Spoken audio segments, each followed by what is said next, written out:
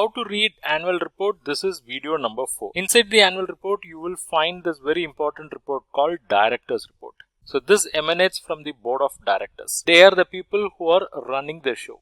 So you will get to understand their perspective of how this business is running. You will get to know the operational overview, how they are looking at the financial performance, what they have to say about corporate governance, what are the steps they are taking to manage the risk, and how they are looking at the future. So whether you are a lender or a potential investor, going through this report is very important, because you are going to either lend money or invest money on the belief that these directors are going to steer the business in right direction.